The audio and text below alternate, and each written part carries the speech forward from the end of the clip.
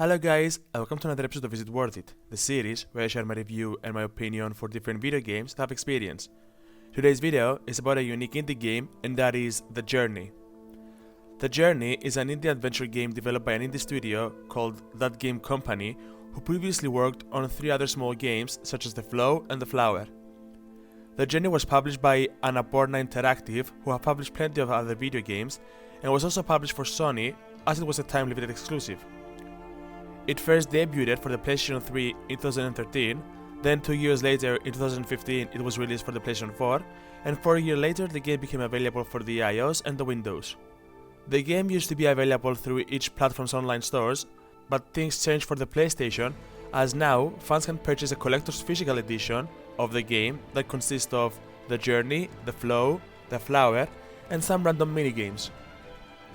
Journey is a very popular, unique game that not only popularized the indies as games worth playing, but also inspired other games such as Abzu.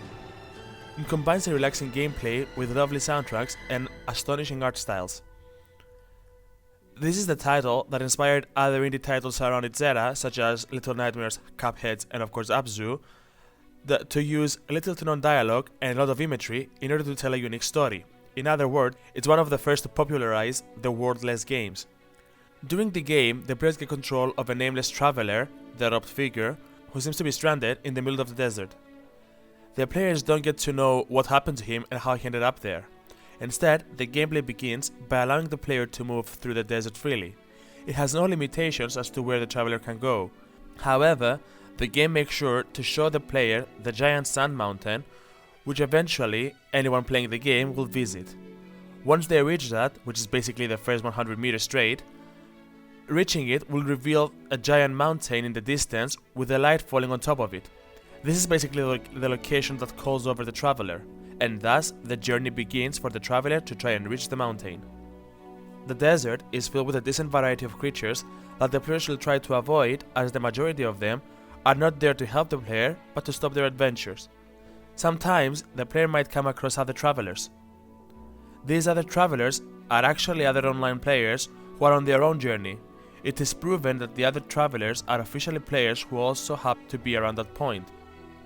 The 2 players cannot directly talk through the chat, and their only way to work together is through the communication in-game through their actions and through the screaming sound the characters make. Each of the 2 can choose to follow the other player or simply take their own unique path after a certain area. If the 2 players play together till the very end of the game, or at any time they reach their final goal, the finishing screen will have revealed the player's ID who they met along their way. It's a unique form of co-op, and it's very random, as players cannot send an invitation to their friend and join a meeting.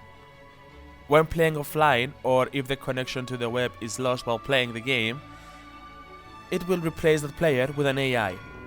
The gameplay of The Journey is very simple, and it can also be enjoyed by anyone despite their gaming experience. It offers really few commands, but enough to justify its existence. The plot of the game and the goal of the player can be summarized in one simple sentence: the journey of the traveler to reach the top of the mountain. The player can move around in an area, control their camera, jump around, and emit a certain sound that is used for interactions.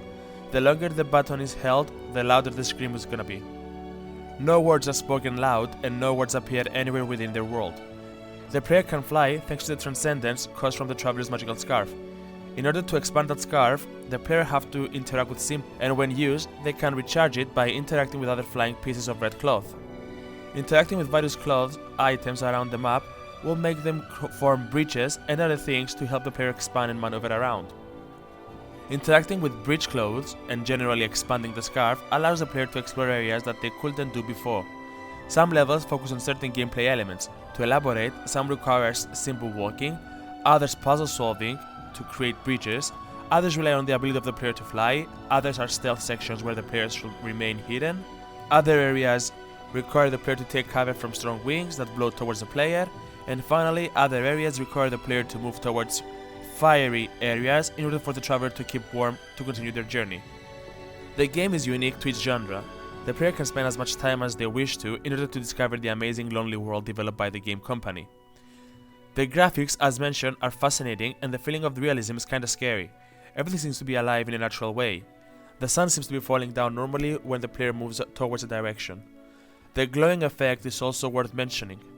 Despite the world being consistent majority of sand, the game never feels boring, empty, or lazy design, as there's plenty of things to explore. The game combines beautiful scenery with an amazing relaxing soundtrack and always is quartered with a simple yet effective gameplay.